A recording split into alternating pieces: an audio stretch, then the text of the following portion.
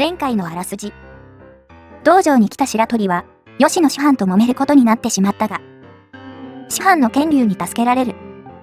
そこで剣竜から闇に組みする超能力者の話を聞くことになった。帰りが夜になってしまった白鳥は、そこで、ヤクザの抗争に巻き込まれる。片方は超能力者だった。取り残された組長の娘と絶体絶命と思われたが、剣竜が、その間にテレポートして助けに来てくれた。剣竜は超能力者を吹き飛ばし、撃退するのだった。あの晩は警察に連絡して終わったよね。どうなったんだろう。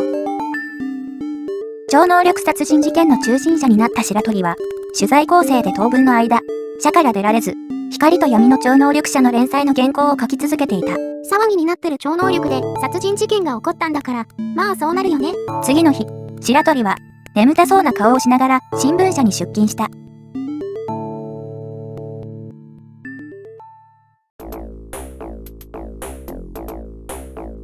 大塚部長ご機嫌ですね。白鳥ちゃん喜べ。室長だよ。室長に任命されたのだ。室長？室長？なんで俺みたいな男が。連載、光と闇の超能力者の反響がすごいので、白鳥ちゃんに助手をつけると言っていたが、超能力者専属スタッフを作ることになったのだ。超能力調査室か。やってみてもいいですが、今まで一匹狼でしたから室長は。室長になれば、仕事が選べて助手が使えるのだ。よし決まった。私は局長に報告してくる。言っちゃった。大塚部長は出て行った。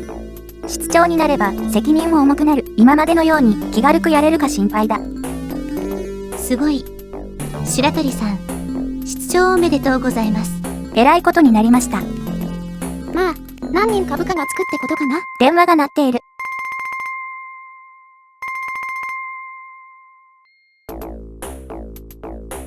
白鳥さんに電話です。はい、白鳥です。里美さんが誘拐されたのですか？電話の相手は、里美の父親で、組長の諸星博蔵だった。ああ、やっぱり止められなかったんだ。修羅組の超能力者がいきなり部屋の中に現れ、娘を連れて消えてしまった。その後、修羅組から電話があり、今後修羅組の命令に従わないと娘を殺すというのです。今から進行組に伺います。白鳥は原稿を書いていたペンを投げ捨て、進行組に出かけた。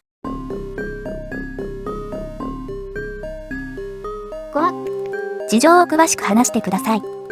私の組の者たちが警察の忠告を無視して修羅組に殴り込んだのですが、見ての通り半数が人質となり、残りの者はどこにも傷がないのに半死の状態で戻ってきました。話を聞けば修羅組のビルに入った時、真っ黒な渦が襲ってきて全員その渦の中に巻き込まれてしまったそうです。気づいた時は修羅組ビルの近くで体がだるく、やっとここらまでたどり着いたそうです。よほどの恐怖感を味わったのか、戦闘力もして使い物になりません。修羅組には小沢だけでなくテレポートのできる超能力者もいるようです。陰陽修験道場の剣竜さんと相談して里美さんの救出を考えましょう。組を張っていながら何もできず、どうかよろしくお願いいたします。里美さんがさらわれた後に取り返そうとして失敗か。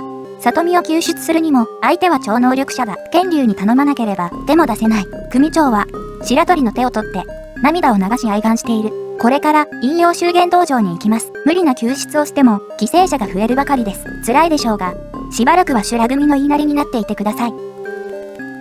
白鳥は進行組を後にして陰陽修験道場に電話したが、剣竜は友人の超能力者宗野春彦氏と相談をするため大分県に行ってる巣だという。剣竜に連絡を頼んだが、すぐには無理だ。仕方ない。社に戻ろう。動きようがない気がするけど。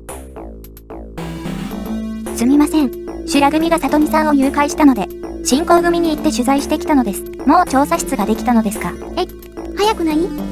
進行組の娘か。超能力調査室の初仕事になりそうだな。白鳥ちゃん頑張れよ。大塚部長、河村記者のことですが、できましたら超能力調査室に回していただけませんか？一緒に仕事をしてみたいのです。河村記者か。今は人手が足りないから考えておこう。それよりも早く超能力調査室に行ってこい。河村？ああ、超能力の相談しに来た人か。白鳥は3階の超能力調査室に行った。3階の隅に超能力調査室の掲示板が下がっている。白鳥はドアを開けて中に入った。部屋の中に男性3人と女性1人がいた。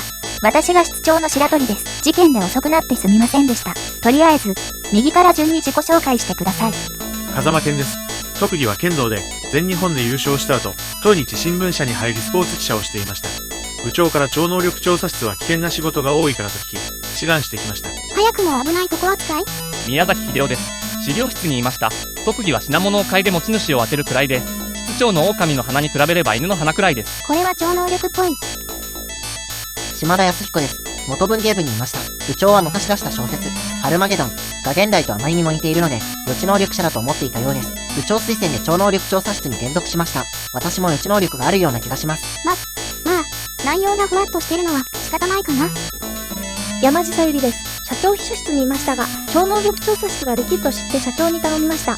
子供の時から超能力に憧れていましたので、早速だが、全員、会議テーブルに座ってください。修羅組の超能力者が、テレポートで、新興組の組長の娘、諸星里美を誘拐しました。この事件をどう扱うか相談したい。皆の意見を聞かせてくれ。俺は直接修羅組に行き、組長に取材するのが一番早道だと思いますが、室長、誘拐された里美さんは修羅組に監禁されているのでしょう？誘拐したのは白組でも、相手がテレポートを使う超能力者なら、誘拐した里美さんを連れて簡単に逃げてしまうはずです。素人の予感ですが白組はえらく不気味です。慎重にやらないと犠牲者が出てしまいます。というか、取材の範囲超えてる気はするけど。私、秘書室の仕事しか知らないので勉強させてください。まあ、それはそうだよね。相手は超能力者だ。小沢の時も、警察は小沢が修羅組の中にいるのを確認して踏み込んだが、小沢は消えていなかった。多分テレポートができる超能力者がいたのかもしれない。そうだったんだ。私たちは警察でないから小沢にインタビューを申し込んだらどうですか？超能力者だと気取っているはずですから。それもありかも。踏み込んでもダメなら、組員を捕まえて里美さんのことを問い詰めれば何かわかるかもしれません。風間くんさっきから物騒だね。テレポートか投資ができれば白組を探れるのですが、そんな超能力者がいるはずがないですね。私の知人に、すごい超能力者がいるが、今は九州に行っていない。戻れば、みんなに紹介しよう。だが、超能力調査室の初仕事だから、人に頼らずに特ダネを取ることを考えてください。超能力者の話になると、みんなの目の色が変わる。特に、山路は異常なほどである。山路が？室長、超能力者を知っているのですか？キャ、最高。私、超能力者に会うことが一番の夢でした。室長、できれば派手にやりましょう。と言われても。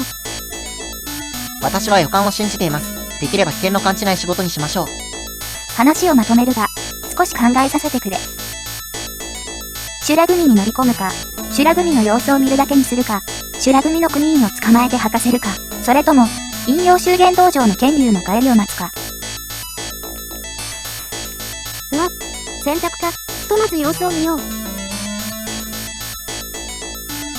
見るだけですか？初めてだから仕方ないですね。あれまだ選べる？様子見じゃダメだったのかな？じゃあ、状況を聞くために、組員を一人捕まえようかな。組員を捕まえるのでしたら俺にやらせてください。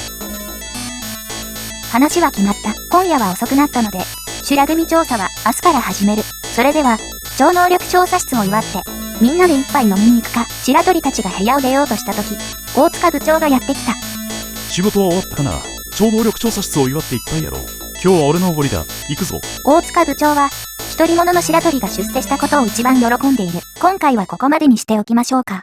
調査室で修羅組に行くことにしたけど、大丈夫かな？超能力相手では、何が起こるかわかりませんからね。それでは、次の動画でまたお会いしましょう。またね。